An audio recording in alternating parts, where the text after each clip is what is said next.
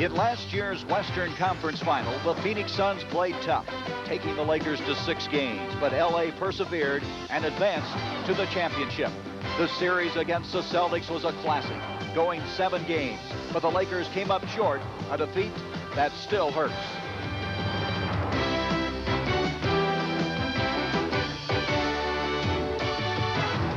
This year, LA's first-round opponent is in need of a first-aid kit. With 3 starters out, the Phoenix Suns had a long night Thursday against the hottest team in the NBA.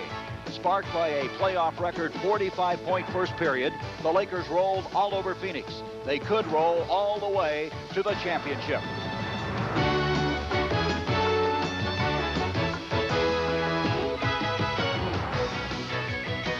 So we're headed for Los Angeles, California. Inglewood, to be exact. Game 2 of this Western Conference first-round series at the Forum.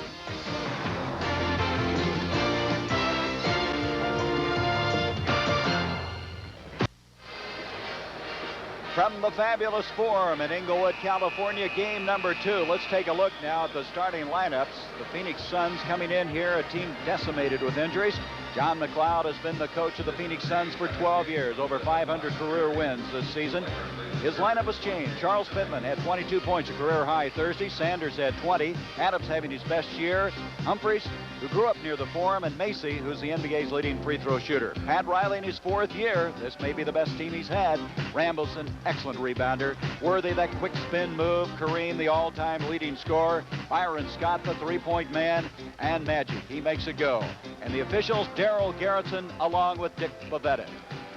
And we're ready to go. Kareem at center circle. He'll go up against Charles Pittman and easily controls a tip off to James Worthy.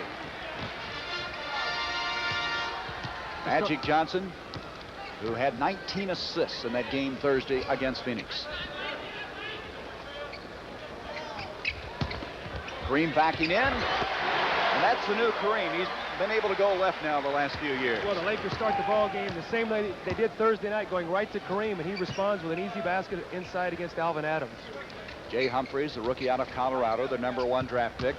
Here is Pittman, who had that strong game Thursday. Ball deflected out of bounds off of the Lakers. They'll have 8 seconds on the shot clock as they inbounds. The Lakers will match up with James Worthy against Alvin Adams. They're going to try to keep the ball out of Alvin Adams' hands as much as possible. Kyle Macy able to hit outside, and they've got to shoot a fabulous percentage to win this one. Broken up. Doubling back quickly, and that'll be off of Worthy, so the Suns will have it. They've also got to get back very quickly on defense. Los Angeles gets the ball in so quickly and will attack you after a made field goal. They'll look for the shot. If they don't have it, they'll back out and try to have some patience, Doug. They've got to be able to hit the outside shot. The shot right there that Jay Humphries has.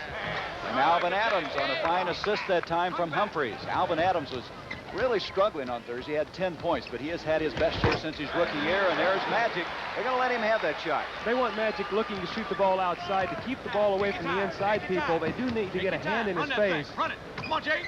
There's kind of a misconception how good an outside shooter Magic is. Well, he's a good step shooter. He's not a jump shooter, and again, good execution there in the half-court offense. Michael Sanders off a nice cut, gets an easy layup. 3 good baskets now for the Phoenix Suns here early in the ball game. Worthy's that quick spin move. He is as good as anybody with that move. It's even at 6. Humphries on the break to Pittman, and the Suns are playing very well in the early going. They started out very well the other night. The Lakers are a team of spurts. That's what Phoenix has to be so aware of. They'll play you even and then hit you with a 25-4 spurt like they did the other night, and they'll be right out of the ball game. And they do that so often, Doug, with defense.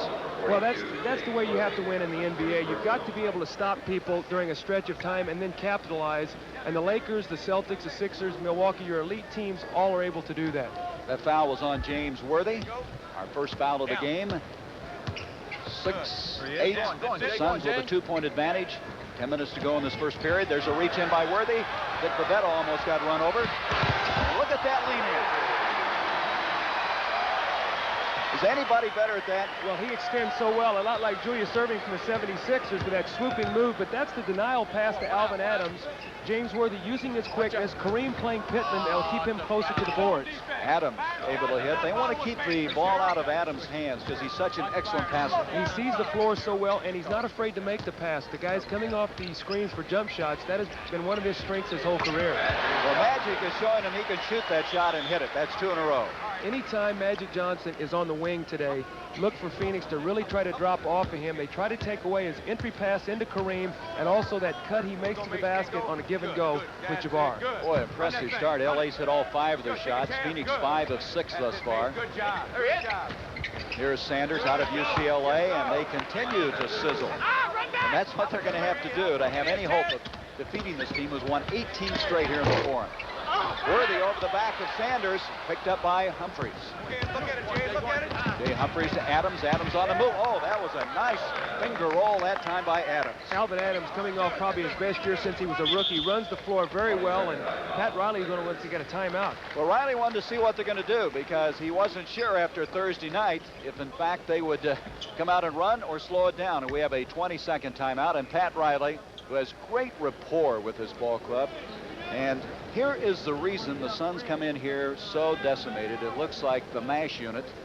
Roby, Early, Davis is the one that really hurt. That was a devastating injury. It happened in an exhibition game here at the Forum on a slick floor. He tore 3 knee ligaments, tried to come back during the year and compensating, playing off one leg, then injured an ankle, and he's out now for the rest of the season. And they're concerned about that groin injury to Larry Nance. And John McLeod on Thursday came out. He tried to run with him. That didn't work, so he's going to try some different strategy, and he's just fighting such an uphill struggle. I'm sure Pat Riley called that 20-second timeout to say we've got to toughen up our defense. We've given away too many easy shots. Nice move inside by Magic. The basket will count.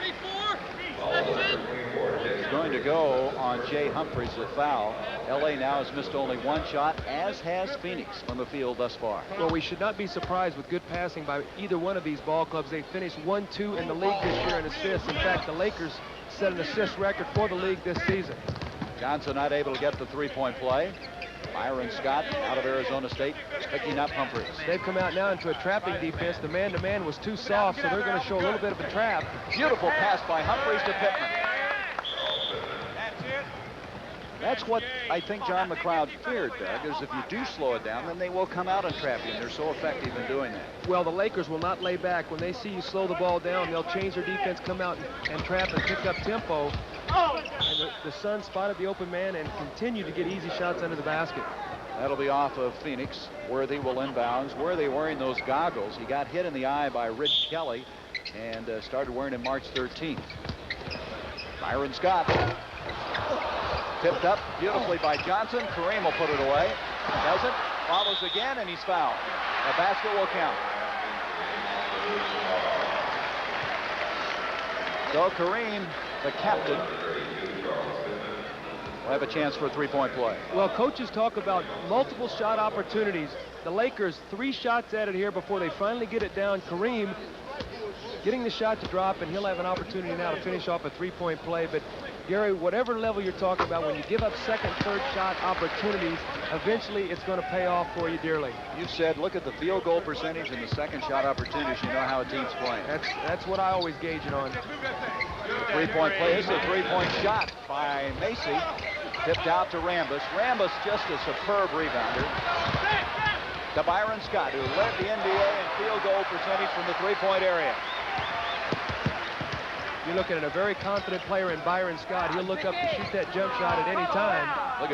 Look at this. They're sizzling. And they continue to sizzle as Sanders gets the lead back to the Suns, 18-17. Kareem gets it in that deep. It's all over. One thing about Kareem, Doug, he doesn't have to carry this team offensively anymore. And he's enjoying playing more because of that. He realized he gets the ball out on the break. If it's not there, he comes down into the set offense, and they look for him inside. So he realized his role, and he's enjoying it very much. That's why he's coming back to play another year. And he just blocked that attempt by Charles Pittman. On the transition, Scott again. He's so good at that, but doesn't get it this time. Humphries, who can leap 35 inches off the floor, has great vertical leap, comes down to the rebound. Adams, that's his spot, but he hurried it a little bit. Rambus with the rebound. Looked like he was so open, he tried to guide it in the basket rather than just shoot it. Beautiful pass to Worthy. That's the reason this team leads the NBA in assists. We're going to have another 20-second timeout. Phoenix finding themselves down now 21-18, and they're going to try to stop the slide. We're going to be back. We're going to take a break. The Lakers leading by 3. Okay, let's update you now on the playoff activity. Cleveland and Boston, 10-10. Cleveland really gave the Celtics a tough struggle in that first ball game. They really did. They're a team that's really coming on strong. Milwaukee. Boy, Moncrief really did a job defensively in the second half on Michael Jordan. Well, that's why he was the NBA's Defensive Player of the Year last year. He took Michael Jordan out of the ball game in the second half, held him to 4 free throws. And this game now with 6:48 to go in the first period, a 21-18 lead for the Lakers. This is almost the point of the game the other night, Gary, on Thursday when the Lakers took control in that big spurt. And I look for Pat Riley, if the tempo stays like this, to maybe bring Michael Cooper in defensive transition to try to give him that spurt like he did the other night. He did that exactly. That's a foul on Worthy. We have a change. Maurice Lucas has now checked in. Lucas had a strong game Thursday. He had 11 rebounds and 20 points. There's a reach in. Worthy always causing havoc outside with that quickness. Humphries wide open, but he doesn't get the shot. There's Luke again, the enforcer. What a great playoff series he had last year against Utah as well as this LA team. Nice pass to Humphries, and Worthy's committed yet another foul. So he's picked up 2 in a hurry, now has 3 for the game. Well, that's going to change the LA substitution pattern. Michael Cooper will come into the ball game.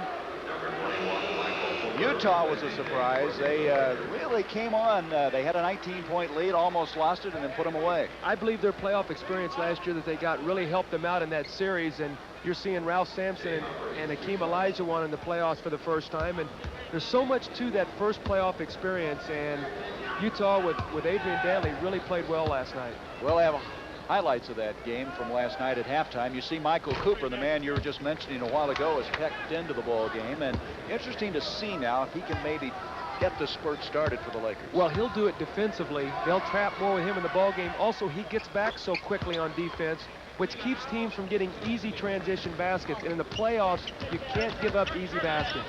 So often you say they don't play defense in the NBA. Well, they play defense. Believe me, the players are so good, it just looks like they're not playing defense. There's that left-hand move again. That's twice Kareem has been able to convert it. He has 9 points.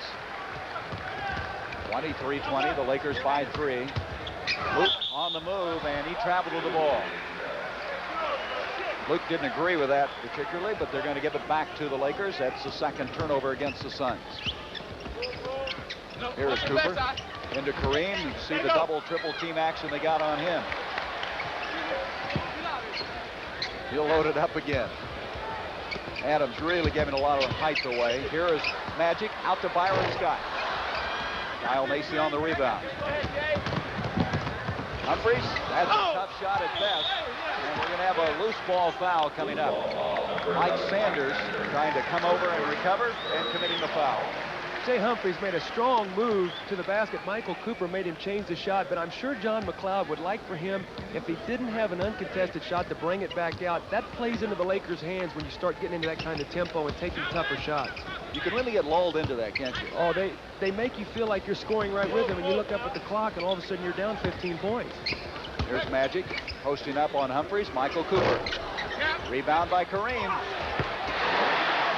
He is something to watch. You talk about his footwork as being so exceptional. Well, for a big man, the way he's almost like a ballet dancer. He's getting people pushing all over him and banging him, and he just gets that nice rhythm, and the sky hook that he has is the most devastating shot in basketball.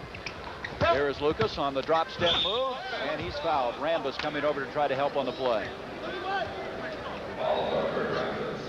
Pat Riley really impressed us yesterday in our conversation with him. You know, he puts videotape montages together to kind of give them positive images about each player. You know, I talked to a couple of players about it yesterday, and, you know, he creates such a positive atmosphere with this ball club that they love playing for the guy, and that says a lot because there's a lot of egos on this Los Angeles team, and he's kept them all together, and that's a tremendous credit.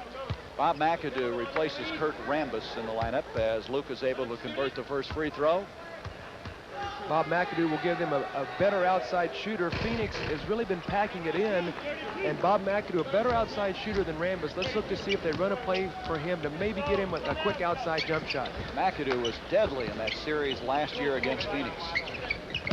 Here's Magic backing in on Humphries, and Humphries giving away a lot of height on the play. It's going to be Alvin Adams who came over and picked up the foul trying to help Humphries out. That's the problem, Doug. You have a 6'9" guard. How do you match up with him? Well, that's what we talked about on the top of the show, versatility. Magic Johnson can play point guard. He can play power forward. He can defend against bigger people. He can post up. So you're always at a disadvantage when you have to match up with him at guard. In fact, Gary, a few years ago in the playoffs when they played Philadelphia, to keep him closer to the boards and make him a better rebounder, which he absolutely is, they had him guard Julius Erving, where he could get the rebound and trigger the fast break much easier. Remember when he moved into the pivot in that playoff game? He only had 42 points and 16 rebounds. Here's Lucas a little out of control again, and that'll be another traveling violation against the veteran. And right now, you see that little spurt trying to happen, and we may have a delay a game. That's what it's going to be against Lucas. He was having a conversation with Daryl Garrison. I thought he might get a tee there for a minute. Luke not happy at all about the two traveling violations that Garrison called. And with 4:26 to go in the first period, the Lakers starting now to make a little bit of a spurt. Here's McAdoo. That's the outside jump shot right there. That will pull the Phoenix Suns defense out, and now you can feed the post. You can dump the ball into Kareem, and he's working one-on-one rather than one-on-two. McAdoo, 10 years ago this week, had a high of 50 points in a playoff game. There's Alvin Adams. That's not the shot he wants. He did not have it. Sanders hustles the boards. Lucas, good recovery. Nice second shot opportunity there. Michael Sanders hitting the boards. Maurice Lucas following it up with a little 8-footer in the lane. Luke now with 4 points, 29-24 the Lakers. You see the time left in the first period. Into Kareem. Macy reaching in. Magic on the move. Off to McAdoo. How many times have you seen the guys with the open shots when he does that? When he penetrates and dishes, you shoot wide open shots. It's tough to play against this Laker team. And McLeod knows that, and he calls a timeout. Trying to maintain something here, trailing 31-24. This week, the NBA announced its all-rookie team, and here they are. Sam Perkins with the Dallas Mavericks. Well, he's done a nice job for them. Charles Barkley for the Sixers. Giving them that power rebounder to go along with Moses Malone. Sam Bowie with the Trailblazers. Well, he took a lot of heat early, but he's proven very good draft choice now. Elijah Wan with the Rockets. Well, shot blocker and offensive rebounder supreme. And the leading vote getter was Michael Jordan, and you'll see him tomorrow in Game 2 between the Bulls and the Milwaukee Bucks. Gary, the interesting thing about that to me is that all-rookie team represents 1 through 5 draft choices in the NBA. The NBA scouts did their homework this year for sure. I think it's ever happened before. There's Sanders. I don't think so. I don't think so, where the picks 1 through 5 have been the all-rookie team.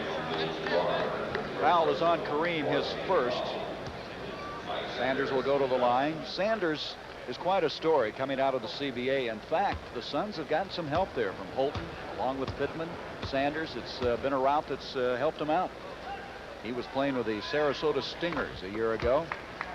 And this year has come on to play very well and had some knee problems, out for 58 games. Played collegiately for Larry Brown at UCLA. That year they got into the championship game, the Final Four. 31-25, LA. And Maurice Lucas now guarding Kareem, trying to put some muscle on him. Got a big size disadvantage there. McAdoo inside, changed his shot. That's what happens when you hit a couple outside jump shots. Teams start overplaying. You go back door. Magic Johnson with an outstanding pass. He didn't have it in one motion. He gathered himself, took it to the other side of the basket, and scored. That, by the way, was the 7th assist for Magic Johnson. Lucas tries to follow. He's over the back, and he commits the foul. That's his first, and this has been an unbelievable series. The first game was 2 overtimes, and look at this one. Well, Portland evened it up. That's a big win for Portland. If they would have gone down 2-0, it would have been very difficult for them to climb uphill, but now they're going home with a 1-1 split, and they have to be very happy with that. And we'll have highlights with Pat O'Brien at the half of that game, and there must be a lot of them. Those two teams got to be worn out after 2 games. Yeah, whoever survives that 5-game series is going to have to need some help with oxygen. Of course, they will play the winner of this series. And now Alvin Scott will check into the Phoenix lineup. Alvin Scott has been a very, very reliable player for this Phoenix Suns organization. I think he's missed about 5 practices in his entire career, John McLeod said. He's an outstanding defensive player, and he'll be out there matched up against Magic Johnson. He gives him a little versatility, too. He can play the guard or the forward. Well, he can play Magic Johnson because of his size, and that gives him a big advantage. Alvin Adams, a difficult shot, but he gets it to drop. Adams this year shot 52% from the field. Best stats he's had since he was the NBA Rookie of the Year, and it's come at a time when they really needed it. McAdoo kicks it out to Magic. Cooper takes Scott baseline. You saw the unselfishness of the Lakers on that play. Magic had a shot. He passed it up. Bob McAdoo passed one up. Mike Cooper ended up with the shot. That's why they led the league in assists. Unselfish team, in the true sense of the word. Here's Alvin Adams, and Adams now starting to heat up a little bit. They're not keeping the ball out of his hands at all, but it's been some pretty good passing to get the ball to him. 36-29. Cooper to McAdoo. He had to shove off, didn't get to the ball. Kyle Macy. There's where Adams is usually very effective outside. He couldn't get the ball to Scott, though, because this man, Magic, has it. And we're going to have a foul on Jay Humphries. Larry Spriggs will now check into the Laker lineup. Interesting story about him in the paper today, Doug, that he used to just be a member of the team. Now he's a factor on this ball club. Well, you know what happens a lot of times, the teams he played on were not contenders. And so you play and your stats, they measure you by your statistics and not what you give your team. He gives his team a guy who can come off the bench and contribute at the small forward, at the big forward, and plays with a lot of enthusiasm. So a lot of times, fringe players get caught up in losing environments, and it hurts their careers, and he's thrived here in Los Angeles.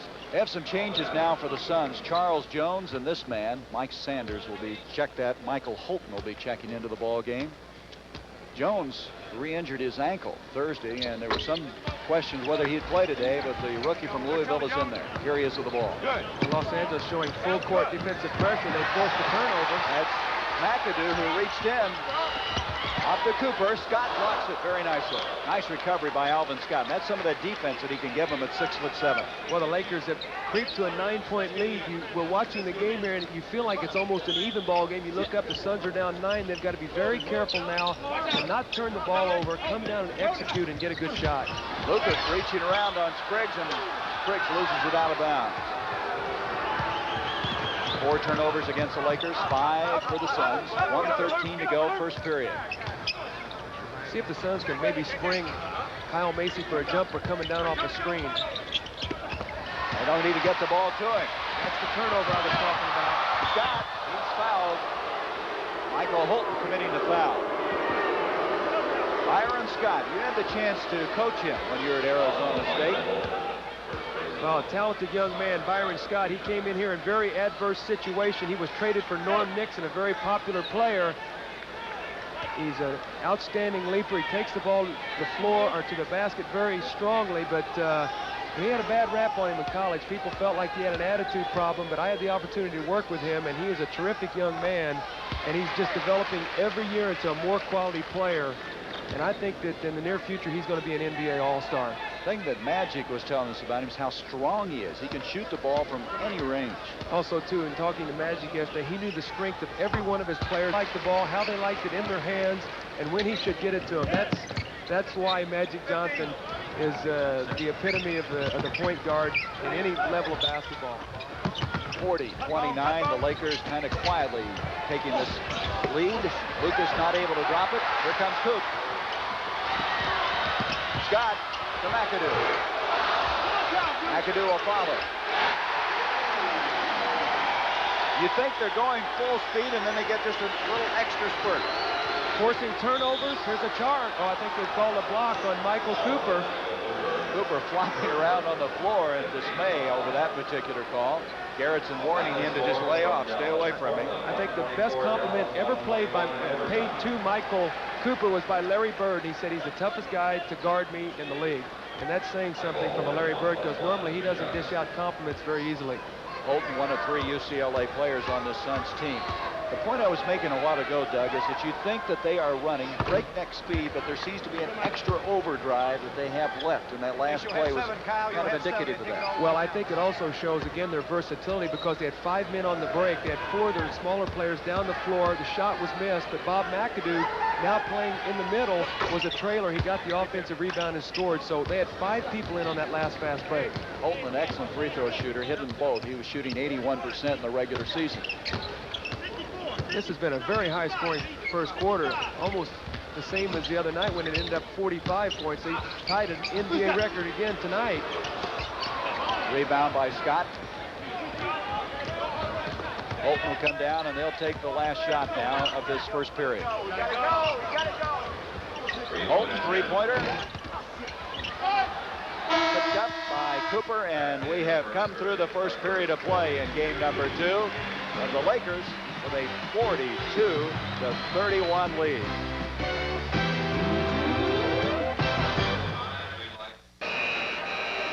Gary Bender along with Doug Collins. Pat Riley's team with a 42-31 lead. Doug, they're shooting 63%. Shouldn't surprise you. They shot a club record this year, almost 55% for the entire season from the field. When you make an extra pass, you get better shots, and that's what the Lakers thrive on. That's why they lead the league in assists, and they shoot a high percentage. We see Larry Nance there. It has to be very frustrating for him to be sitting on the bench. He's such a competitor. He loves to play, especially in this kind of environment. And I know as a player, to sit there and watch the playoffs is a devastating feeling. Well, they're concerned about the groin injury. It's something that could become chronic, so they're going to be absolutely sure it's healed. He's way too young in his career to be attempting to play possibly 1 or 2 ball games when the chances of Phoenix beating this Laker team are very slim. Macy, along with Holton, will be the guards. Alvin Scott, Maurice Lucas, and Charles Jones. That's the 5 in there now. And Mike McGee has now checked in for the Lakers for the first time. Cooper, Magic, along with McAdoo and Larry Spriggs. Alvin Scott wide open in Kansas. Alvin Scott starting to pick up Magic Johnson further up on the floor, trying to slow his penetration down. He's 6'9", and when he gets a head of steam up, it's very difficult to try to stop him in the open floor. Macy must have had eyes in the back of his head that time. He got a hand on that pass. Johnson able to wheel inside. There's Cleveland hanging tough again with the Celtics. George Karl and the Cavaliers. And that game also will be highlighted at half with Pat O'Brien. Here's McGee, who had 41 points late in the season. Fired by Spriggs. No, it will not count. A push-off. Dick Pavetta saved that Spriggs pushed off. Disallow the basket. That's a very good call by Dick Pavetta. Larry Spriggs' shot was contested. He went up with the left hand, and when the defensive man went up, he pushed off with his right arm to get a path to the basket. An excellent call there by Dick Pavetta. Come on, Luke. Come on, Luke. Go ahead, Mike. Turn the corner on him. He trying to play tough on Holton, and he commits the foul. Mike McGee, in the last 2 games of the regular season, had an unbelievable spurt. He had 97 points in 94 minutes. He's that offensive machine that you can put in there. Out of Michigan, the all-time leading scorer for the Wolverines. Macy uses the screen effectively. That's a tough shot. You give Kyle Macy an inch, he's going to make you pay. He's an outstanding outside shooter. Kind of clawing back in here a little bit. The Suns now trailing 42-35. Well, John McLeod's team is not going to lay down and die. You can bet on that. Here's Magic, change of hand, and that'll be a charge on Magic. Yeah, he was never there, Daryl. You can hear Magic pleading. And this partisan Laker crowd not agreeing. Behind the back dribble by Magic Johnson. Let's see if the defensive man was there. I thought he was there. Magic Johnson's momentum carrying him forward and picked up the offensive foul. Riley will get Kareem back into the ball game. Macy in trouble there. Gets it out to Lucas. Look at Jones get up. That's his leaping ability.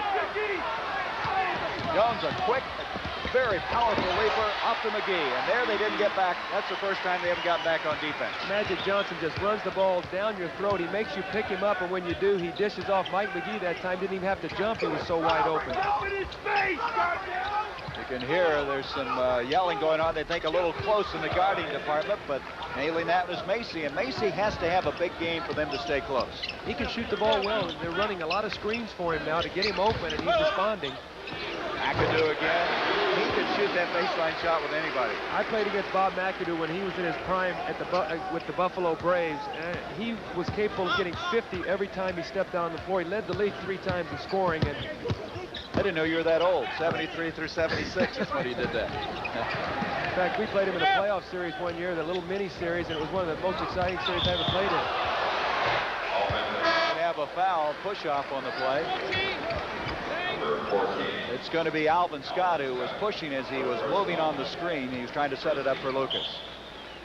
And we're going to have, at the 9:28 mark, a timeout here. 46-37, Los Angeles. Lakers with a 46-37 lead. I thought it was very interesting, Doug, that some of the points that Pat Riley brought out, he felt they have to do these three things to win the championship. Well, when you see hold teams to 47% field goal shooting, to me that's a barometer. A lot of people go on how many points you're giving up. That tells you what kind of defense you're playing. Are you contesting shots, or are people getting point-blank shots against you? And I think that's why he has that stat. Out-rebound teams by 7. Why 7? I would not know why that number would be there, but the one thing about the Lakers, they don't get a lot of offensive rebounds, so these are, I'm sure, going to be more defensive rebounds because they shoot such a high percentage from the floor. And then hold teams to 97 points. You can see 97 points. People will say, 97 points.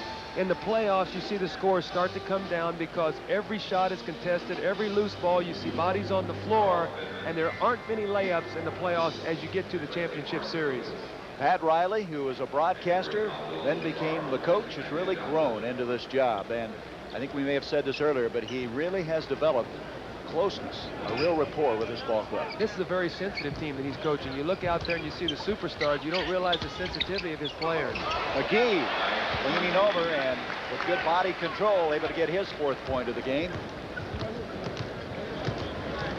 Cooper always making you work when you bring the ball up the floor. Well, Kyle Macy's had the hot hand, so they've got Michael Cooper on him now, trying to cool him off.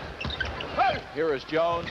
This is the man that John McLeod is very excited about. He thinks that Charles Jones has a chance to be very, very good. They think they've hit the jackpot with him. Well, he was a second-round draft choice. Anytime you get a player in the second round, you've done a good job drafting. McAdoo changed it, has it. He reloads that shot, and you just get a feeling it's always going in. He already has 12 points in the game. But if Bob McAdoo hits the rim on his jumper, I think he's disappointed. 50, 39, 8:28 to go, second period. Here's Jones wheeling outside to Scott. He hit one while ago from there. Good positioning by McAdoo. Here they come to McGee, but mistimed and did not come up with that one. That's now 7 turnovers against the Lakers. Pat Riley saying, good idea. We don't need that one right now, Bob. Here's Rod Foster coming in, the 3rd former UCLA player in the game. He gives them speed and quickness. Sometimes gets a little out of control. He's the kind of player that can hit 2 out of 11 as he did the other night, or 9 out of 11. So Coach McLeod has to evaluate him game by game. Jones playing with that ankle that's giving him a lot of problems. Off to Rod Foster. Rebound Charles Jones. And that would have counted had it gone. He's fouled. See Jones come down that time, he kind of hurt himself again on the ankle. Well, he has a very tender arch at the top of his foot, and anytime he pushes off to explode for a rebound or to jump, that's when he has his problems. Gary, the thing I like about Charles Jones is he's got a big heart. When the shot goes up, he doesn't care whether Kareem's on him or whoever it is. He's going to the boards after the ball, and that's something you can't teach a young player. Instincts to go to the ball and the will to play hard all the time. And he's improved his free throw shooting because those very assets you're talking about. He's picked it up since college. He's in the 40 percentile here in the NBA in the 60s. Get them both. 50-41, 9-point lead for the Lakers. Kareem again. That's 3 with that left hand. Well, Charles Jones just does not have the size to defend against Kareem in size. That's a mismatch, and I'm sure the Lakers are going to try to go to that. Charles Jones got to try to deny him the basketball. Once Kareem gets it down there, it's history. Nice pass inside. As an end result, Holton able to convert it. Going to have a foul on Rod Foster blocking on Cooper, and Mike Sanders will come back into the Phoenix lineup, and Alvin Scott will lead. I thought Scott did a good job in there defensively. He gave him a nice lift. He went in, did his job. He gave Mike Sanders some rest. He had an outside jump shot. Those are the things you want from your reserves, the people you know are going to come in and give you consistent effort. There's a traveling call on Spriggs, and so the Suns playing tough on that inbounds have the basketball. 7:24 to go until halftime. At the half, we'll be joining Pat O'Brien. And inside, we're going to have a foul. It's going to be Pittman. Pittman, who plays so hard, is very, very physical. That time, he was caught with a foul. Pittman is one of those guys that also came out of the CBA. And they, too, feel that with his physical ability and his coachability will be an asset for him in the years to come. He just needs a little more playing time to get the seasoning. Spriggs not able to get it to go, and a loose ball foul.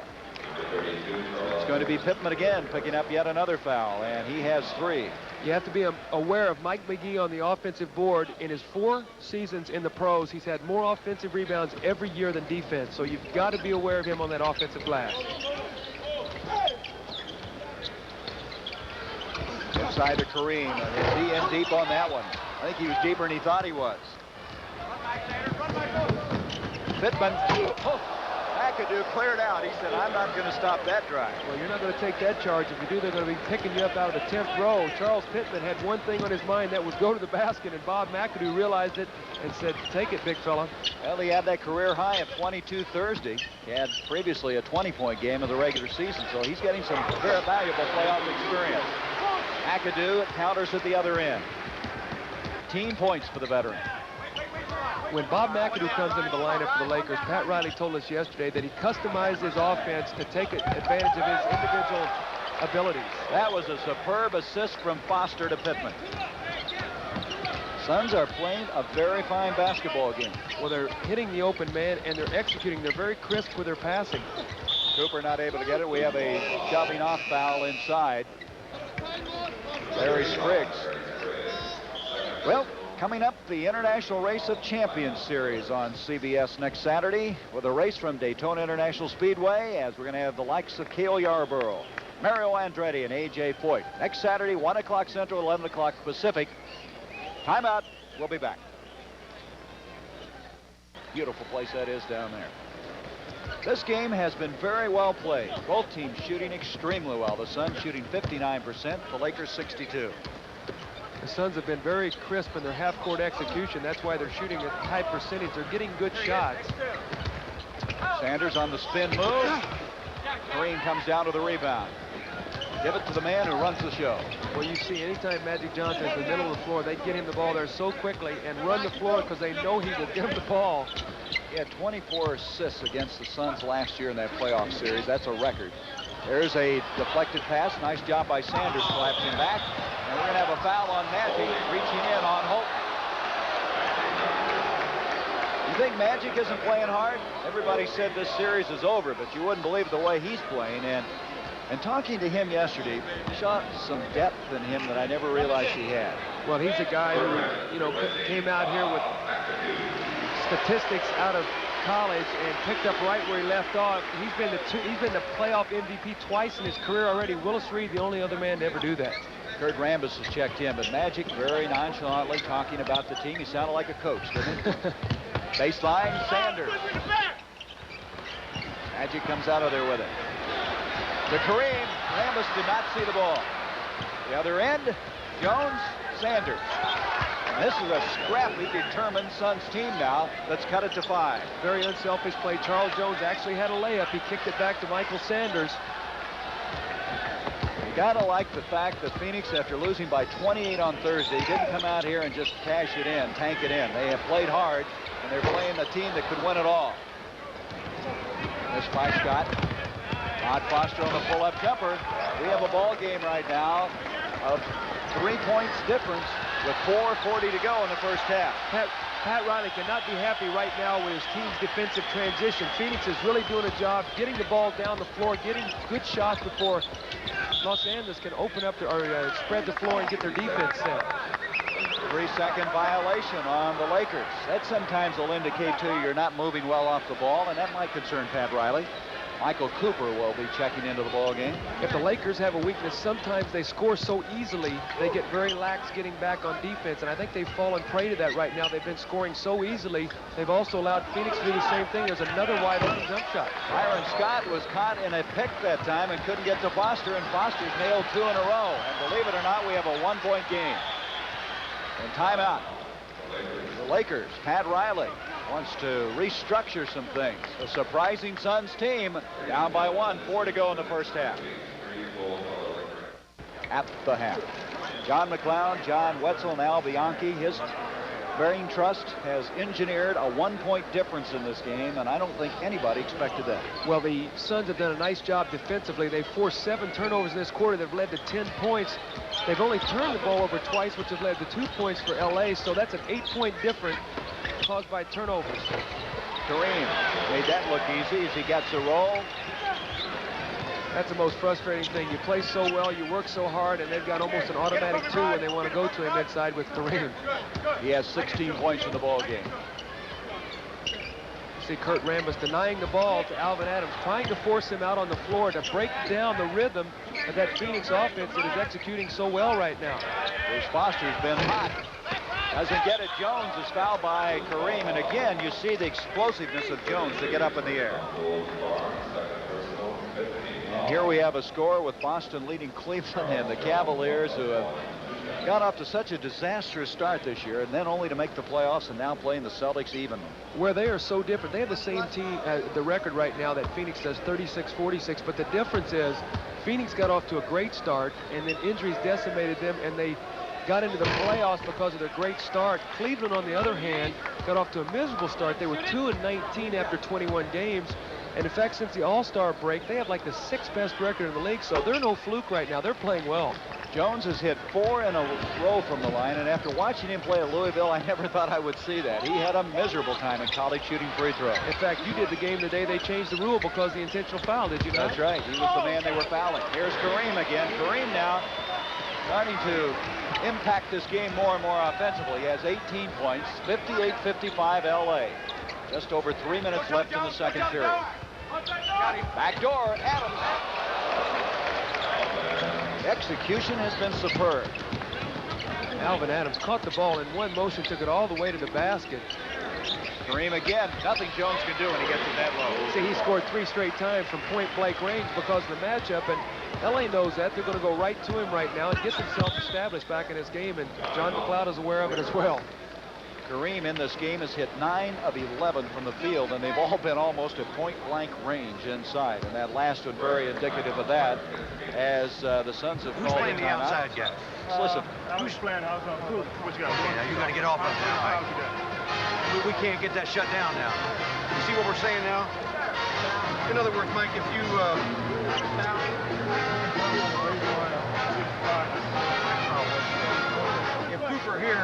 if Cooper's here now, the last 2 times now they've gone inside. We got to get her buttoned up now. Mike, you might get off your man now. Okay. All right. This man was fired. You still want to get Yeah. What John McLeod is telling his team right now is the man making the entry pass, the circle you see on the outside into Kareem, he wants him to get off the man and play him what you call a half a man and get his hand into the passing lane to take away that easy pass into the post. What they've done is Michael Sanders has been playing the guy way too tight, and it's forced too much space. He's just been able to drop the ball right in to Kareem for an easy shot. One thing, if you have a guy of equal size standing behind him, when he gets it in that low, it's all over. You run it. Michael, you come off that double pick and hammer it inside to Charlie Jones. Charlie, you catch the basketball and wheel and take it to the hole. Don't try to jump shoot the ball on him. Just catch it in the low post. Alvin, you come up now. Okay? And wheel right into the low post. And then a fist down for Alvin Adams with Michael Holt making the pass. Okay? 5 down stack and then a fist down. That's a class act right there. John McLeod, his temperament in the huddle with his team, the way he teaches. What he's called on the other end of the floor now for Phoenix is he's going to go right at Kareem. He wants Charles Jones to use his quickness, not shoot the outside jump shot, but catch the ball in low, spin and attack the basket because the Lakers are in the penalty and they will get to the free throw line. So we'll see right now if Charles Jones can catch the ball and take it strong to the basket, maybe draw a foul against Kareem or get the basket. What did Pat Riley said? He respects John McLeod as any coach, as much as any coach in the NBA. They called a play and they got it. I think that's what you call attacking the basket. Oh. Jones and Pittman on a couple of times almost brought it down, and they have brought the lead down to 1 point. A big surprise after that 28-point blowout on Thursday. See where Michael Sanders is now. He's way back in low, trying to deny that pass. And so Charles Jones commits a foul from behind as McAdoo comes back into the ball game, and Rambis will sit down. 2:25 to go before half. Magic Johnson, he has 12 points. See if the Suns run that play now for Charles Jones. Oh, they're going to run the one now, I think maybe for Alvin Adams. Yeah. Jones intimidated a little bit by Kareem, but Sanders not intimidated. They did run the play for Charles Jones. but Charles took the jump shot. John McLeod wanted to attack the basket, but they did get a multiple shot there and score. Back to a one-point game. Adams in the reach in, and they're going to come up with it, and they have a chance to take the lead. Foster in trouble, and he's fouled, and let's hope no damage done. Michael Cooper inadvertently coming down on top of him, but he was in a little bit of trouble up in the air that time. Michael Cooper is a leaper off the run. He loves to get a running start. He's not in the picture, and you're going to see him. He loves to block shots on the run, and he's very lucky that he's a flexible athlete, as is Rod Foster, because both of those guys bang very hard. Michael Cooper is a very exciting player. Gary, blocking shots coming from nowhere and taking off a la a long jumper in track and coming from nowhere and blocking shots. Foster converts a free throw on Cooper. That's his second foul, and a pensive Pat Riley. He didn't talk about the next series at all. He was talking still about Phoenix, and maybe he had good cause to do that because now Phoenix has the lead.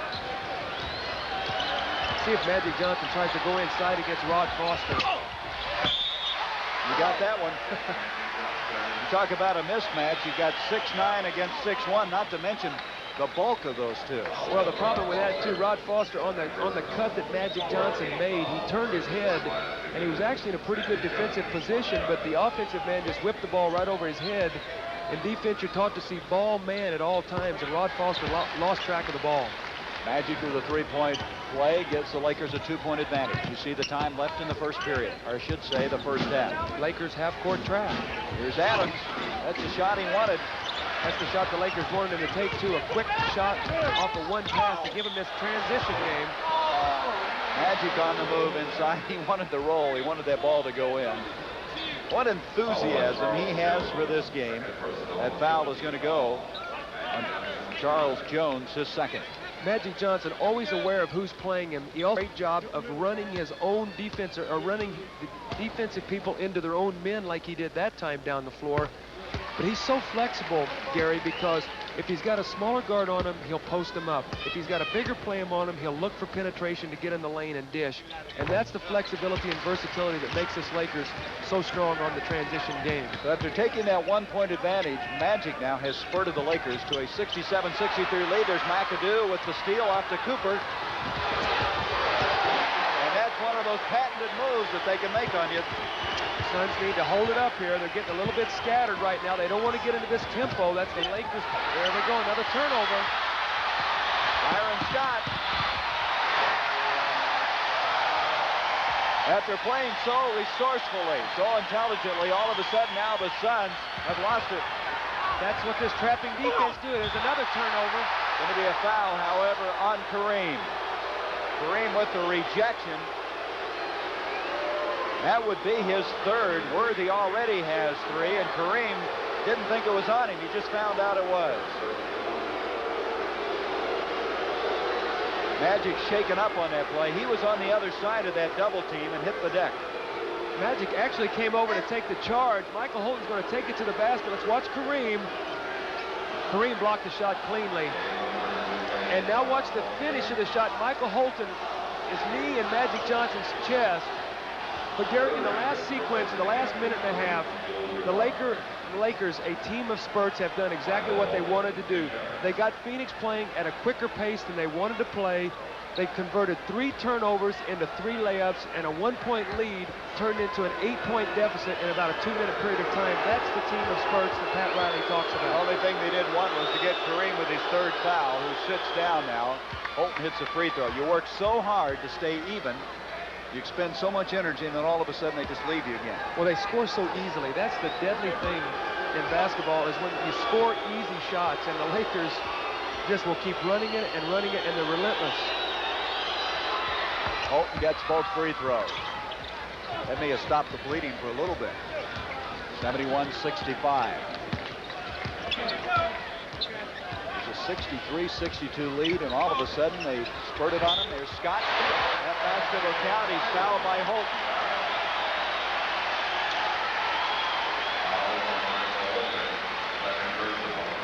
That's the second foul on Holton. Mike McGee will come back into the Lakers lineup.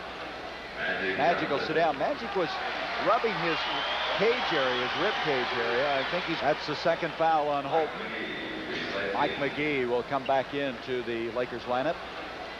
Magic will sit down. Magic was rubbing his cage area, his rib cage area. I think he's going to be all right, but he hit pretty hard a while ago. Also a good substitution. Mike McGee is excellent on a trapping press. He likes to get out there. He can create a lot of turnovers. Kyle Macy, a better ball handler than Michael Holton, is going to come in. They can't turn the ball over in this last 38 seconds. They need to get a good shot, and John McLeod, aware of that, bringing his steady hand in. Kyle Macy, Pat Riley countering with a better defensive player, Michael McGee. Scott doesn't get the three-point play. Humphries and Macy now at the guard spot. Along with Jones and Alvin Adams. Rebound Rambus. He just ripped it away from Sanders. Now they'll go for one shot. Rambus, Jerry West has pointed out to us, has the best average rebounding-wise per minutes played on anybody on this ball club. Really come on in the second half of the year. McAdoo, and that would not have counted as the shot clock expired, and we have 3 seconds left on the game clock. Did not get that play underway at all. There was a 3-second differential in the shot clock and the game clock, and Bob McAdoo could not get the shot off in time, so the Suns will get one more possession. Pressure, and McAdoo. He's fouled by Humphries. Time's expired, but McAdoo will be going to the free throw line. He'll have 2 free throws coming. That's got to be frustrating to John McLeod to mastermind such a beautiful first half and then see it get away from you in the last minute. That's a 4-point play right there. Actually, it's 2 you don't have a chance to get, and you're going to give up 2 free throws. And Gary, the Suns had a 1-point lead with about 2 minutes to go in the first half, and if McAdoo converts this free throw, they're going to be down 10. What a swing. Well, that's happened to a lot of teams, and that's characteristic of how this Laker team can play. So, a 10-point lead at half for the Lakers, 75-65. Stay tuned now for At the Half with Pat O'Brien following this commercial message.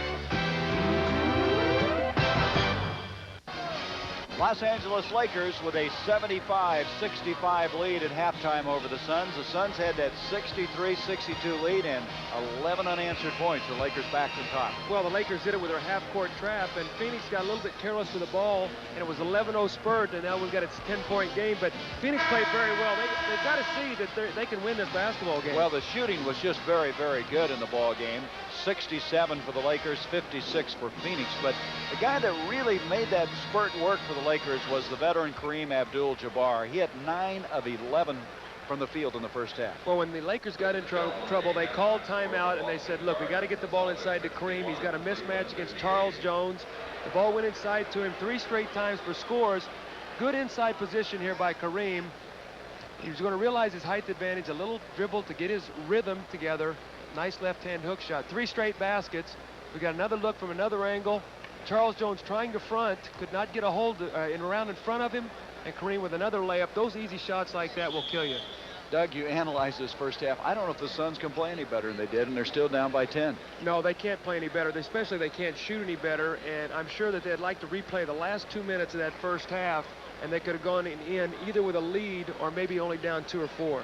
But I like their tenacity, coming in here after being blown out Thursday and trying something different and making it work. They can be out-talented, but there's no reason they should be out-hustled, and they haven't. They've gotten to loose balls, they've gotten position to make the plays, and that's a credit to the Phoenix organization. We start the second half. The Suns will inbounds the ball. 75-65. We'll have Humphries and Macy at the guards. Pittman along with Sanders and Adams. That's the 5 that opened the ball game for John McLeod. It's Scott, Magic at the guards, Kareem, Rambus, and now Cooper will start the second half. Worthy's been on the bench with 3 fouls. Rambus on the rebound. Worthy picked up 3 fouls early, and he's been on the side almost the entire first half. Here's Humphries, great effort, but it comes back to Byron Scott. Adams with the rebound. This is where Phoenix has to be patient. They don't want a quick shot here. That's the turnover, a pass in traffic. That's the rookie mistake right there by Jay Humphries, Gary. You've got to pull that one out. Here's Magic, changed his shot, and Kareem followed, and Kareem with 22. He is such a stabilizing force. The Lakers prey on turnovers, and Jay Humphries, again, an inexperienced player, trying to thread the needle in traffic. Michael Cooper picking up a foul in the backcourt, putting on pressure against Jay Humphries. That's the third Laker to pick up 3 fouls. Cooper along with Worthy and Kareem. Each of those 3 have 3 fouls. 11:05 to go, third period, 77-65, the Lakers. Macy. Kyle Macy, that deadly shot, led the NBA this year in free throw percentage, over 90%. First time he's ever been that high.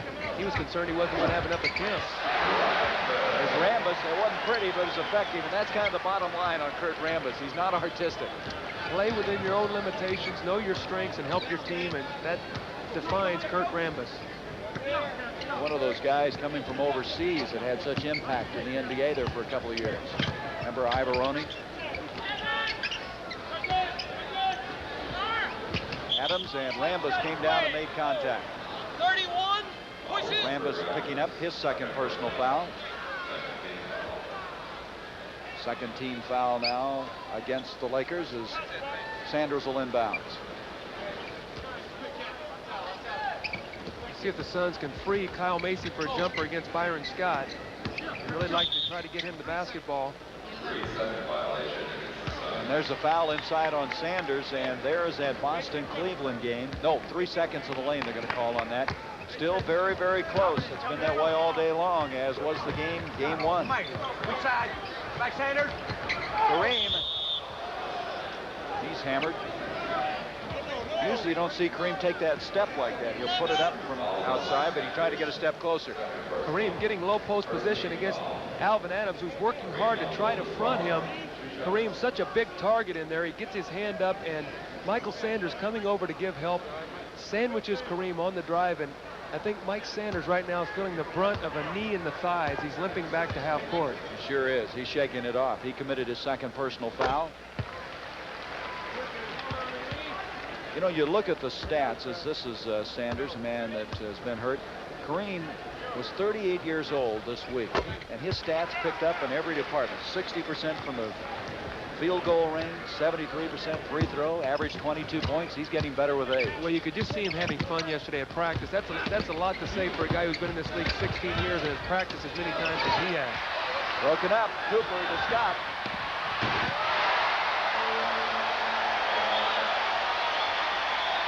Scott knew someone was coming down his back, but he was able to slam it anyway.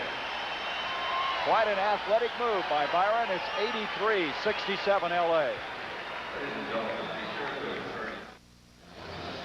Well, we've been talking about a Kareem Abdul-Jabbar. He is second all-time in playoff scoring, playing, of course, with Milwaukee, then coming to Los Angeles. 16 years in the league. Well, when you look at that top 5 scores, you see 4 Lakers and a Boston Celtics, and people might say why, and it's because those 2 teams were always in the playoffs and going deep into the finals. But Jerry West, now the general manager, and Kareem could break the playoff record of Jerry West this year in the playoffs if the Lakers are able to continue on to the championship series. And most people have figured that's going to happen. No changes for either ball club since that timeout. Adams almost falling down. Lakers really scrambling. 2 seconds on the shot clock. He just got it off. Cooper off to Magic. Byron Scott with 2 very impressive slams. Well, he played for me at Arizona State, and that's what I taught him, how to jump up and dunk the ball. Jumps like you used to, You're right? Sure. 85-67. Adams reach in on him and the personal foul. But Byron Scott showing his strength. We talked about his ability to shoot the three-point play, but you could see his ability to leap on those 2 moves too. That foul, by the way, is on Kareem, and that's 4. Also, a big part of that play, you've got to understand that that's a timing play, and Magic Johnson gave him the ball at exactly the right time where he could make that play. If the pass is a little off, if the pass is late, then Byron can't make that spectacular play. And believe me, he goes over and pats Magic Johnson. He says, nice play. Adams, who was 5th in the NBA in free throw shooting, cans those 2, makes it 85-69. Right back to you, Alvin. Coming right in here, Alvin. Here he comes. Scott is loose. Rambus battling in there. Humphreys out to Alvin Adams. Blocked beautifully by Michael Cooper. That's Michael Cooper on the run from nowhere again. Macy doesn't get it. Adams really playing hard, and he'll go up against Rambus.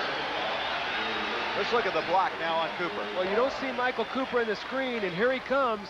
That time with a left hand, it shows you his athletic ability, but Michael Cooper loves to come from nowhere, show his athletic ability, and block shots off the ball. Adams on the jump ball, gets it back out to Humphreys. 8:24 to go in this third period.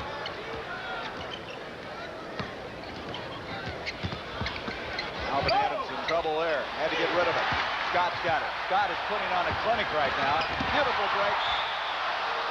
Foul will go on Humphreys, and that is patented Laker basketball. At the conclusion of this game, Doug and I will select the light beer most valuable player of the game. In conjunction with the award, light beer from Miller will present a check for $1,000 to the National Multiple Sclerosis Foundation in that player's name. You know, Magic Johnson on that play, he had Byron Scott on the right, he had Michael Cooper on the left.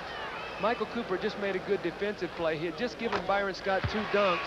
He looks the defense off to Byron Scott and gets it to Michael Cooper. And it's almost like his way of rewarding his teammate for the play he made down the other end. And I know you think, well, how could he make that decision in that quick a time? But a guy like Magic sees the floor all the time. And I really believe that he wanted Michael Cooper to get that shot. Interesting. Jones comes into the ball game now, and Pittman leads. There's some little subtleties in this game that Magic puts into it that you probably, if you haven't played like you have, would never pick up. Well, you know, when you're coming down the floor in the middle, a lot of times you can determine who gets the ball, and he had just gotten Byron 2 layups. Kyle Macy quickly putting it up. Rambus rips it down. Rambus, the second leading rebounder on this team, averaging 6.4 a game. He has 5 this afternoon. Three-pointer. Rod Foster. And very nice anticipation by Scott on the steal. Byron cuts in there, and we have a foul. Byron Scott looked like a halfback coming down the middle of the field on that play. Foul will go on Macy, his first. Byron grew up in this area. Grew up about 14 miles away from the Forum, and what a thrill it must have been when he was traded over to the Lakers. You know, I went through some research yesterday, and I looked at the way that the Lakers picked up some of their talent. They got James Worthy the year after they won the championship. They got the first pick in the draft because of a trade they made with Cleveland for Don Ford. So they were the champions. The first time ever they get James Worthy. They get Magic Johnson as the first pick in the draft because Gail Goodrich, who was 34 years old, signed as a free agent with the then New Orleans Jazz, and compensation was the #1 pick. And they get Byron Scott, who was the 4th pick in the draft, and Swin Nader for Norm Nixon. That's highway robbery, isn't it? Timeout, 89-69, Los Angeles. Beside the Forum, Game 2 of this Western Conference Best-of-5 series, and Magic Johnson, who is one of the big leaders on this team, talking to Byron Scott. I think he was upset that he forced that break the last time. You know what, Gary, I know Magic, and what he does is when a guy makes a good play, he'll come up and he starts talking confidence all day. You can do that all day. This guy can't guard you, and I think that's what he's talking to Byron about. If they have that kind of rapport, they can talk to each other that way and get personal, and there's Scott right down at the other end, and Magic now is encouraging the second-year man, telling him that's the way to do it. He said, I told you, did you see, I told you you could do that. I mean, what a great thing. Well, that shows you, I think, why this club likes each other so much. They can get personal like that and not take it away and let it bother them for days later. Well, LA is the kind of team, they have the kind of peer pressure that they can talk to each other, and they don't talk in generalities, they talk in specifics, and I think that's what makes them a great team. All of a sudden, it's a 92-69 game. We still have 7 minutes to go in this third period. The Lakers have really moved away from this Phoenix Suns team and done it almost quietly. Jones out to Macy, blocked by Magic. Michael Cooper.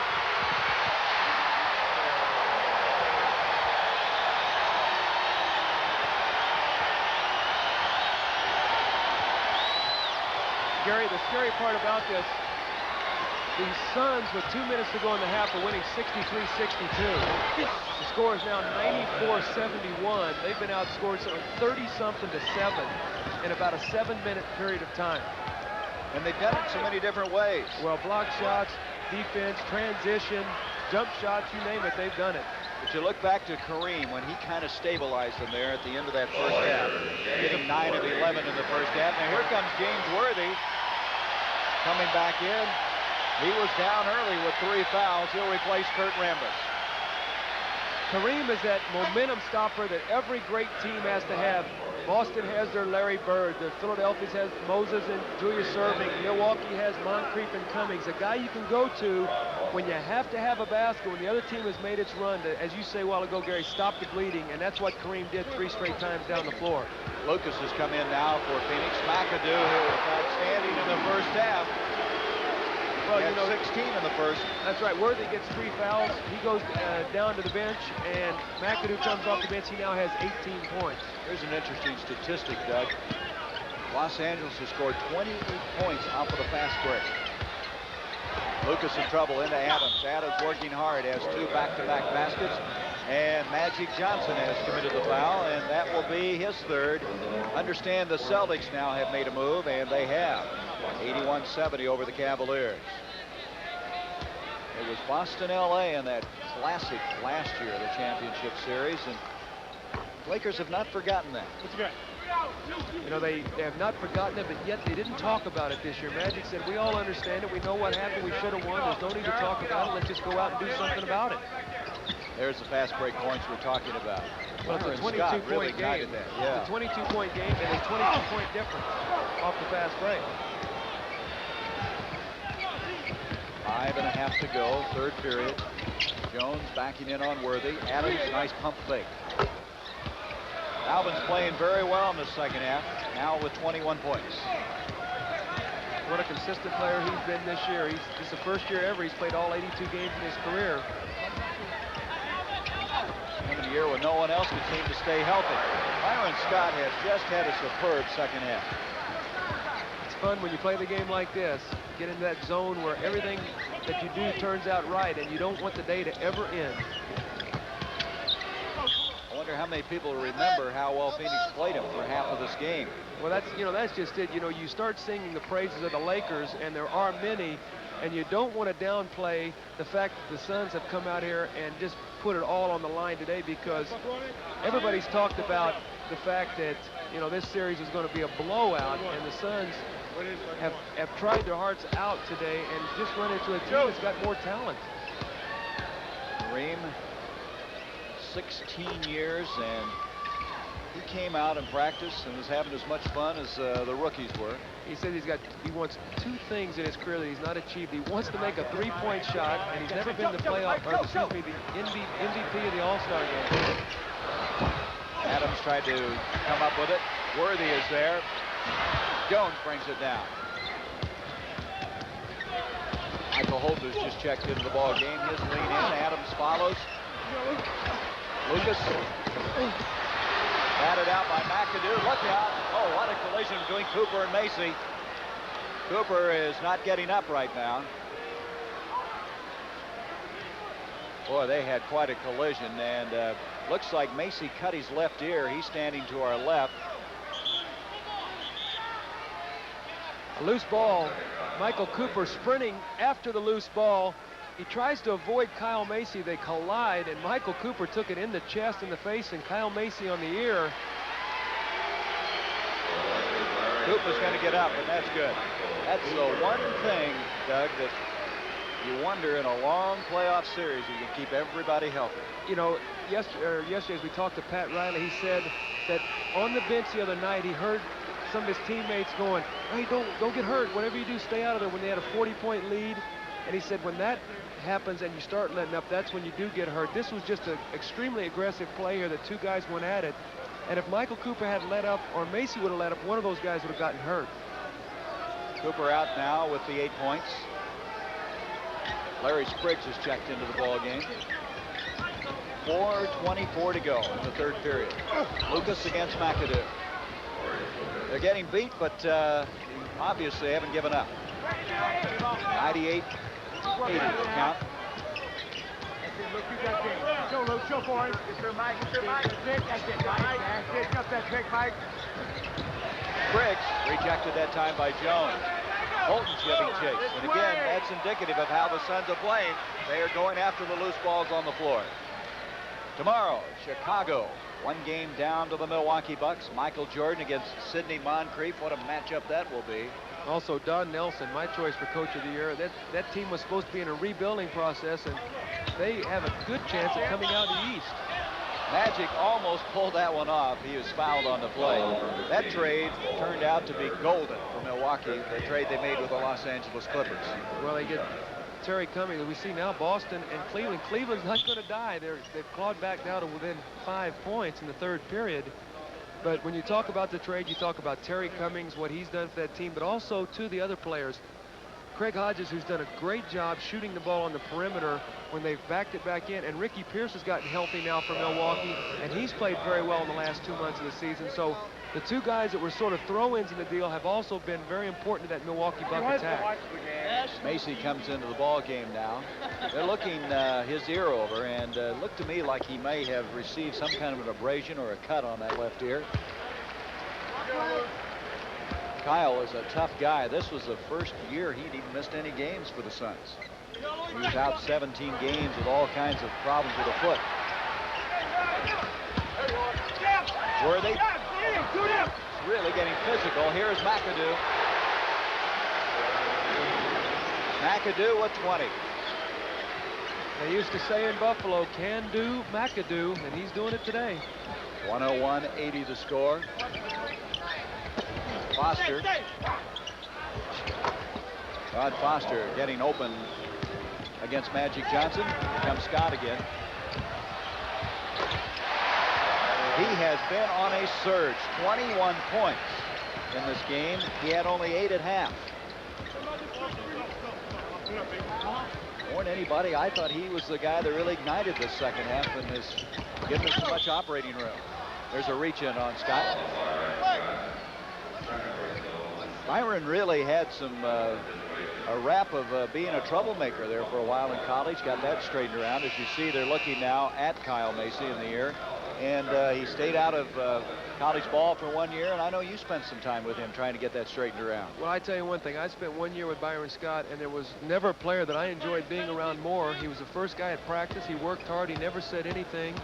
And he wanted to become an NBA player. He knew he had the ability, and he just worked until he got here. And I think it's a credit to him that he knew what he had to do, and he was going to pay the price to be here. But there was a pivotal time there, wasn't there? There was a pivotal time. We had confrontation, and I just told him, I said, I want you to be here as bad as you want to be here, and if we want to work together, let's get it done. And he led us to the NIT that year.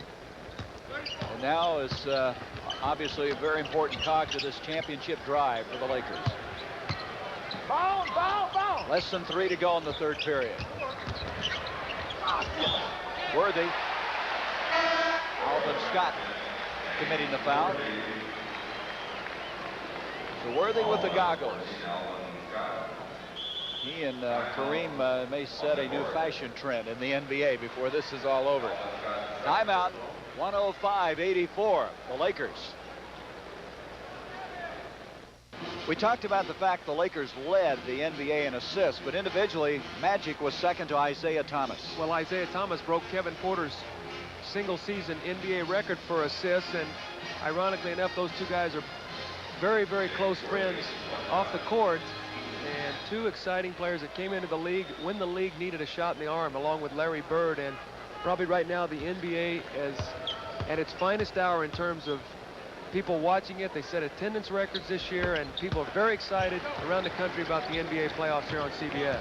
Magic had 2 back-to-back 20-assist games, and Magic talked about knowing what those other guys need, where they need the ball, at their best strengths, their abilities. So his assists even become more important. Lucas, out it comes to Byron Scott. Magic, oh, look at that, no-look pass to Spriggs. He is fouled. Is that something to watch? You know, you think about watching it, I think about playing with a guy like that where I mean, he just makes you get out and run the floor, because you see that pot of gold at the end of the rainbow, so to speak, with an easy layup or an easy score. Get the ball in the middle of Magic. He's going to look the defense off. How he knows where Larry Spriggs is, I'll never know. I don't know that he knows. It's some instinct there that they just got, and he does it so very, very well. McGee has checked into the ball game now. Magic has those expressive eyes, too. He looks at you and he looks away, and you just never know what he's thinking or where he's going to go with the ball. Deceptive player. 107-84, 2:27 to go in the third period. Charles Jones.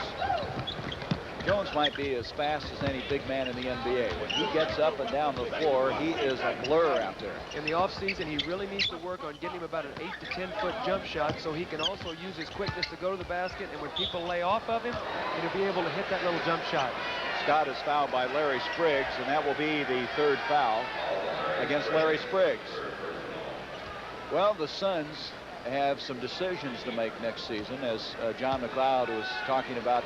Our first thing is to just get rehabilitated, to get people ready and see if Walter Davis can come back. There's some concern that he'll ever be the same Walter Davis. With that knee injury, and Larry Nance have got to somehow get him back.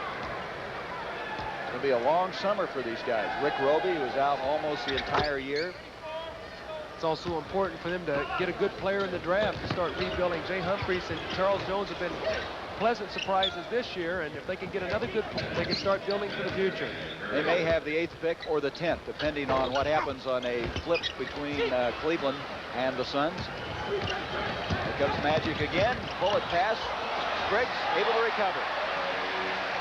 That was an accidental behind-the-back dribble by Larry Spriggs. He fumbled the ball, and when things are going well, it went around his back, and he picked it up, and the defensive man got out of position, and he was able to score. That ball is off of Foster's knee. Are you impressed, Gary, with the fact that LA has not let their intensity level down, that they're still defending everything? Look at that. A little creativity by Irving Johnson. Yeah, I think that's exactly what John McLeod told me earlier this week. He says they're relentless. They have that killer instinct. They'll just grind you down. They don't let up at all. The game of basketball is played in the NBA. People say, well, where's the defense? Your best teams in the NBA are the kind of teams like the Lakers did today, that you go through a 2 or 3 minute period of time. The game is even. You stop the other team from what they want to do.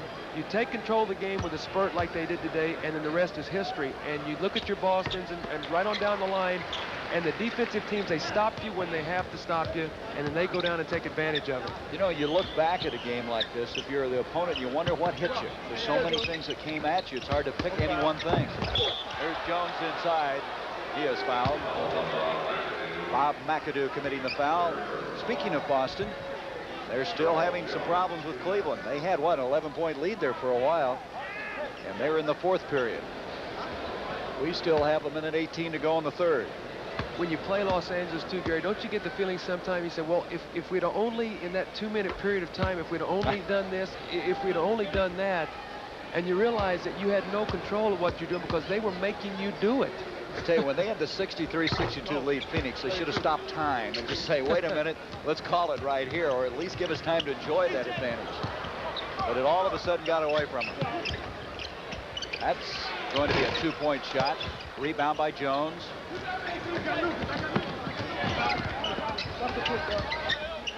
One minute now left in this 3rd period, and Jones goes to sleep, and Magic comes up with a steal. Look at that. Look at that.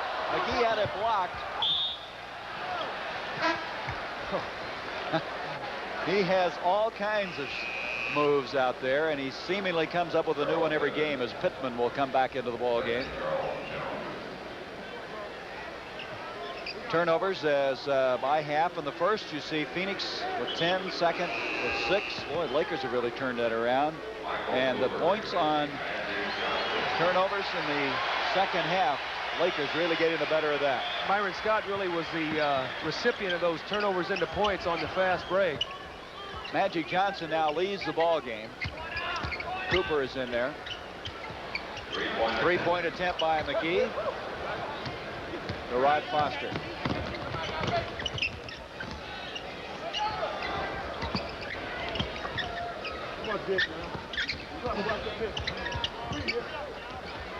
10 seconds on the shot clock.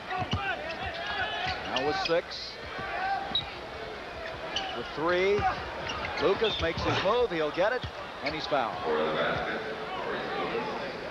Magic still on the side in there spiritually, even though he's not on the floor right now. He's always going to be in the ball game. Even when he's sitting there, he's talking to his teammates. He's encouraging them, almost like a coach on the floor for his team. And Maurice Lucas there with a nice power move to the basket. He can still do that. He has that good pump fake where he gets you up in the air off balance and he leans in. And he was the backbone, he and Bill Walton, of that championship team in Portland that beat the 76ers in '77 that I was on the other end of. He's still asking for some of that money back, huh, that you lost. That'd be nice. I'd like to have that ring. Here is Macy coming up with a steal. They have to hurry, and that will be the end of the 3rd period with the score. The Lakers 110, the Lakers, or I should say the Suns 90. We'll return after this word from your local station.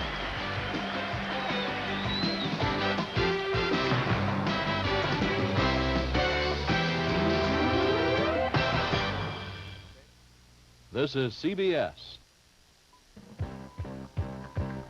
Datsun, Reno Datsun.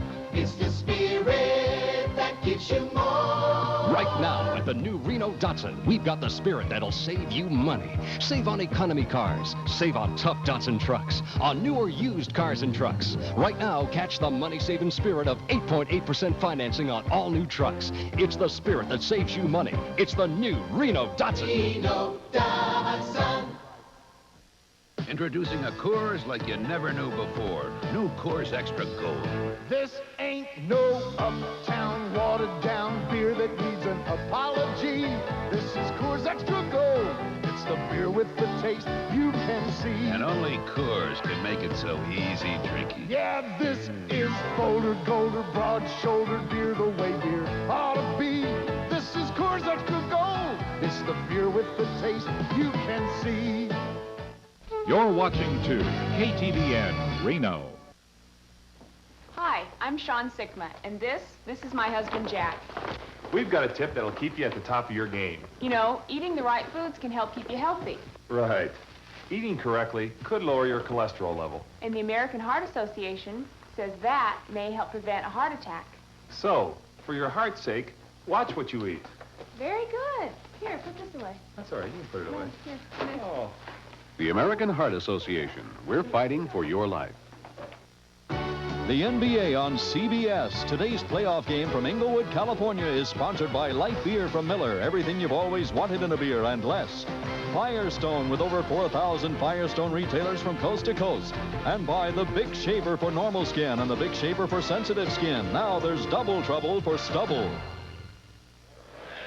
Gary Bender along with Doug Collins. We're ready to go now in the 4th period with a 110-90 lead for the Lakers. And the shooting has really dropped off for Phoenix. In that quarter, Doug, they shot only 38. Well, the Lakers tightened up their defense. Phoenix was still trying to execute and do the same things they did in the first half, but L.A. just took it away from them, and all their shots were contested. And you notice there was no layups there in the 3rd period by the Phoenix Suns, or easy shots underneath the basket. Lakers did shoot 50% in that 3rd quarter, and tomorrow, be sure now to be with us, 12 o'clock Central, 10 o'clock Pacific, the Bucks and Chicago. Milwaukee, that 1-game-to-none lead. Here is Mike McGee from outside. McGee has a funny-looking shot, but boy, it goes in. Well, he doesn't get any arch on the shot. It's one of those things where it better go in because he's not going to get a shooter's bounce. Three-pointer by Foster, and he's fouled by McGee.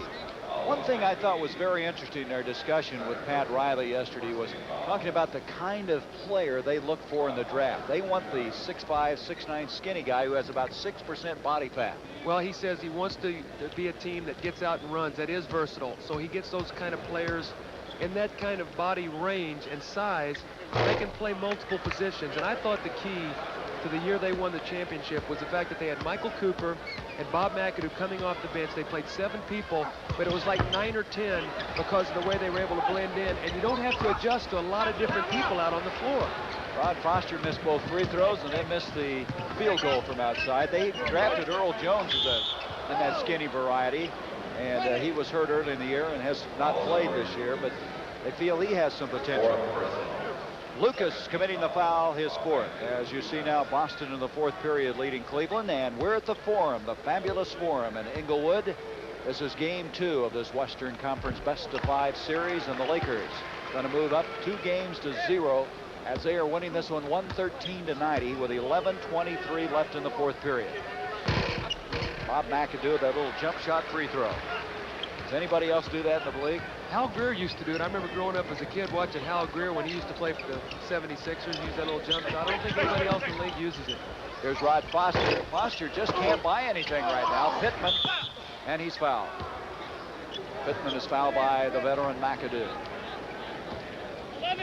As you look ahead in this Western Conference, and I think it's fair to do that as far as the Lakers are concerned, the team that could run with them would be Denver.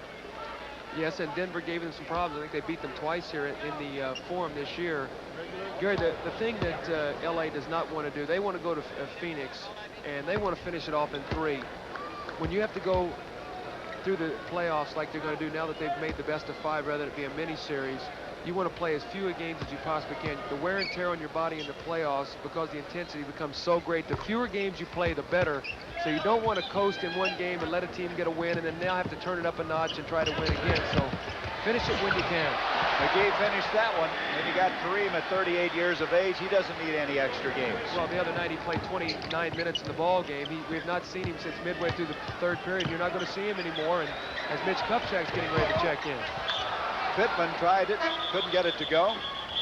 Going to hold it up here as Kupchak, the man you were just mentioning, will come into the ball game.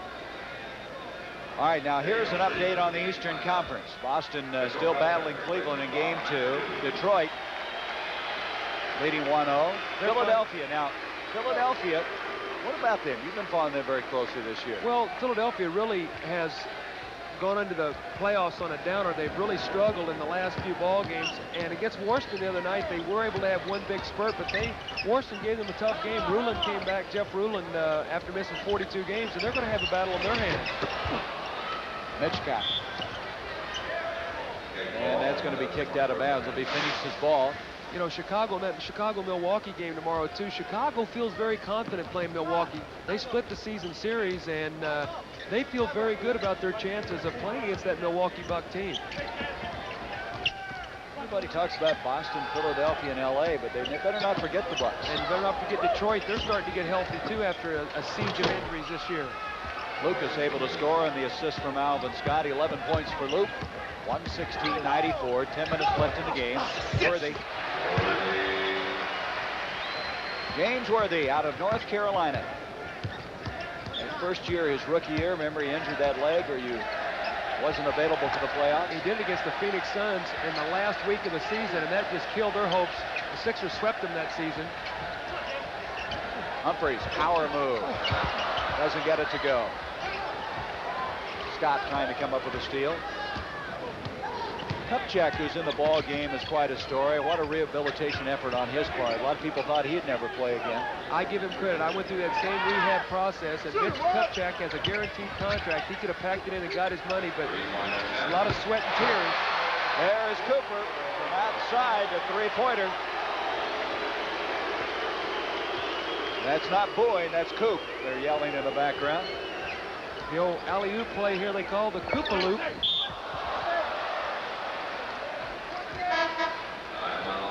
That foul is going to go on Alvin Scott away from the ball. How about this for body contact? Is there any in the NBA? Well, Scott picked up the foul. Kupchak, little acting on his part. Bars will never make that one up. He'll be in a deficit spending the rest of the year. I saw Danson Berry the other day on a game show. He won $1,900. I guess that's why he could throw those peanuts in the crowd now. Was that peanuts or ice cream bars? I don't know. Here comes Humphreys. He's a distant relative of yours, isn't well, I was going to say the same thing for you. You've got some moves like that. Yeah, right. You and your son. I tell you, Chris, he does some of that. He loves Danson Berry. 8:40 to go in this game. 121-96. It's mop-up time, and Worthy able to make it 123-96. And Boston, look at that, changed on the air. It's a one-point game now. 4-point play there real quick. Celtics are really having some struggles with the Cavaliers. Great credit to Cleveland. Here's Lucas. They're chanting in the background for Chuck Nevin. He is a 7'5" center, tallest man in the NBA, and he's kind of become a folk hero here. Also, when we came to the ball game this morning, we saw him driving in a car that was so small, I don't even know how he got into it. It's like one of those clowns at the circus coming out. He was driving in the back seat. Boy, Worthy's now picking up some points down the stretch. Broken up, it'll be off of Phoenix. Now Ronnie Lester will come into the ball game. Out of Iowa, a former Chicago Bull. Ronnie Lester was a terrific college player, and he tore up a knee. Gary, I don't know if you remember not the Final Four the one year when Iowa made it. He was off to a terrific start, hurt his knee again, was with the Bulls for a while, and he's really struggled with knee problems, but has done a nice job with the Lakers as a spot player. He played in the playoffs with the Bulls his rookie year. There's McGee. That shot by McGee reminds me of something I want to share with you. There's Humphries. Boy, he's had 2 slams. We were watching the Lakers shoot yesterday, and they take bets on those shots. They bank them outside, the 3-point plays, and it gets kind of expensive out there, but they all keep very close track who's winning what. Byron Scott shot one the other day from the second row and made it and quieted them all down. That's off the foot of Lucas. And here come the Lakers. They're just relentless. They keep after you. Third game will be Tuesday in Veterans Memorial Coliseum in Phoenix. Suns this year set a new attendance record despite all the injuries that they've had this year. All right, the International Race of Champions returns next Saturday from Daytona International Speedway. 12 of the world's top drivers will be there. See who's the best in this 4-event competition. That's next Saturday. Ronnie Lester gets his first 2 points of the game. I tell you, I feel for John McLeod and this Phoenix Suns team right now. It's such a, tough feeling to be a competitor and just be shorthanded and know that it's in the cards that you can't beat this team, but yet still go out there with the idea of competing. That's the toughest feeling in sports, to know that you just don't have enough manpower to get it done. It was mission impossible in the true sense of the word. But you didn't get the feeling prior to this game or in the dressing room or the day before that they were coming in with their heads down. There's McGee and a move inside, and he's fouled. Brown will be working with CBS, and with 6:22 left to go in this game, the Lakers with a big lead. Get a little confidence when you win at Augusta, don't you? It just goes to show you that sports, no matter what you play, is a game of confidence, and when you feel it, the confidence level soars, and I'm sure right now that Bernard Longer can't wait tomorrow to try to win that championship. Think he wears that green jacket all the time? 130 to 102. You look back to the fact that the Suns led 63-62 with about 2 minutes to go in that first half. Then it erupted in their face. Humphries playing a strong fourth period. Has to be a dream for him to come into his backyard where he grew up and play so well against the Lakers. He's going to be a very good player. I like him. That was supposed to be a pass to Cooper. On the break to Pittman, and he's fouled by Kupchak. 1 point lead in the fourth period by the Celtics. Now, Cleveland doesn't have that playoff experience, and you were talking about, but it doesn't seem to be bothering them too much. They played tough. Well, they've got a couple players who've been in playoff series with other teams. World B. Free went to the finals with the 76ers in 1977, so he's got the playoff experience. Johnny Davis, also on that team, won the championship with Portland. So you're looking at a backcourt there who's been to the finals. One team winning it, the other team finishing second. So that kind of leadership really pays off. Charles Pittman able to convert them both.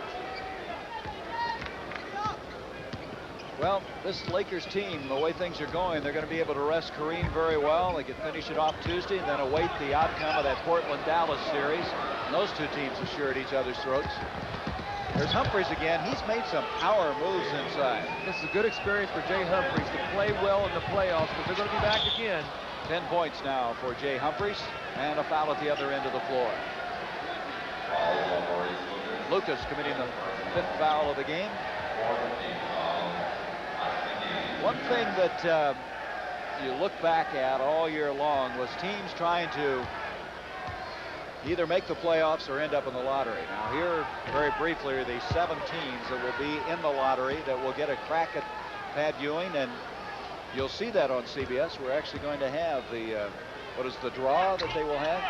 I don't know how they're going to do that. I do know that all 7 teams will draw, and the team with number 1 will undoubtedly take Patrick Ewing. May 12th, halftime of a game is where we'll be showing you that on CBS.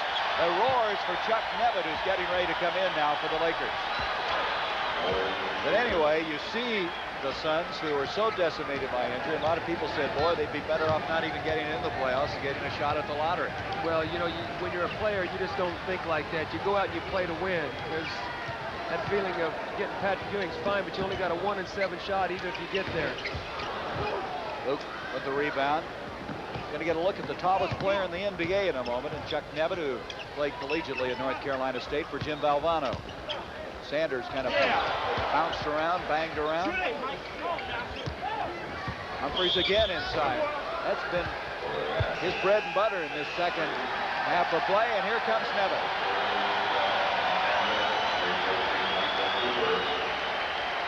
They say, and if you look at his frame, you would wonder, but they say he's gained about 25 pounds. He's been hitting the weights. I don't know where those 25 pounds have gone. Well, he reminds me a lot of Tom Burleson, who I played with in the '72 Olympics. In fact, they played at the same school, North Carolina State. Is that not correct? That's right. Burleson played on that championship team in '74 that Norm Sloan coached, and Nevitt for Jim Valvano. In fact, he graduated the year before they won the championship. Jay Humphries, the one thing he does so well when he takes the ball to the basket, he uses his left hand, which is his offhand. He's a right-hand player, but he finishes his shot off so well with his off arm.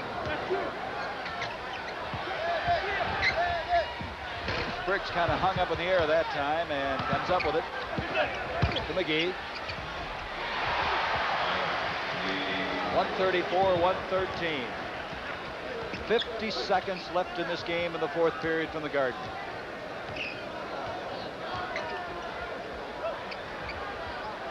"16 years since anybody's repeated in the NBA. Boston trying to do it. Here's Humphries again with that left hand. Jay Humphries with a strong finish here in the form. There was another player who used to play for the Phoenix Suns who was also very adept at using that left hand. That was Paul Westphal. He was ambidextrous. Take the ball to the basket, use that left hand as well as any player in the league. Alvin Scott will come into the ball game. Pittman will leave. This will be 19 straight wins at home for the Lakers. They were 27-4 since the All-Star break. 2nd best record in the club's history. 62 wins and 20 losses. Ironically, they started their streak when they went 36-6. They won 36 of the last 42 when they moved Kurt Rambis back into the starting lineup. And sometimes those little subtle little things, but a guy like that who gets you going early in the ball game, gives you that knockout punch early like the Lakers like to have, and you got to give Kurt Rambis a lot of credit for that. Such a good rebounder, an unselfish player, kind of the final piece to the puzzle. See if he dunks it with his left hand. It's a very, very powerful and impressive move for a right-hander. He's done that all game long. Humphries now with 17 points.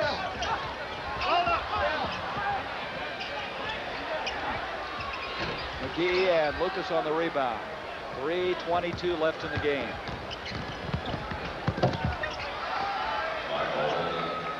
Kind of like a sandlot basketball right now, back and forth and wheeling inside.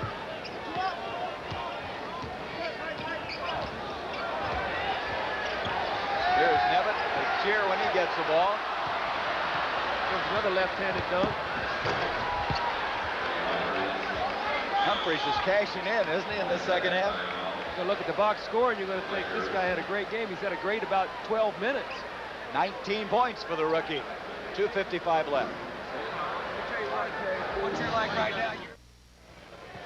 Pat Riley, the only coach to take his team to the Final Four in each of his 3 years as coach, and wants to get there for the 4th time. 62 wins in the regular season, the best, and it's his best team, don't you think? Well, I really like the way they're playing, and again, not to harp on one subject, but the versatility, the fact that they get a player in foul trouble. McAdoo comes off the bench and throws in 16 or 18, and You got to have that bench strength in the playoffs because of fouls and because of off nights, and he's done a great job.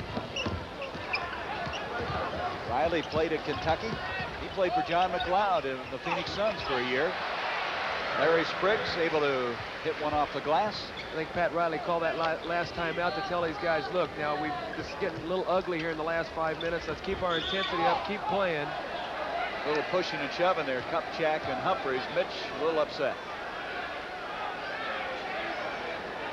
When the second unit has an opportunity to play together, you want to keep it up. You want to play good defense. You don't want to get into a contest where you just get into scatter type of basketball up and down. And Mitch Kupchak a little upset with Jay Humphreys. They bang together going through the lane. And now Darrell is warning the players, let's settle this thing down. Kupchak picking up the foul, his second.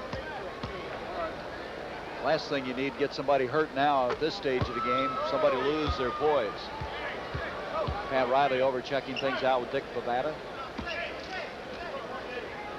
Pat was one of those guys that go after everything on the floor. He was a scrapper. He told us yesterday, I thought it was sort of funny, he said, every highlight I've ever seen of me is me falling, stumbling, diving into the scores table. He said, I put together a thing of Mitch Kupchak and Kurt Rambis doing the same thing to music, and it just busted the team up. Kupchak gets it into Michael Cooper.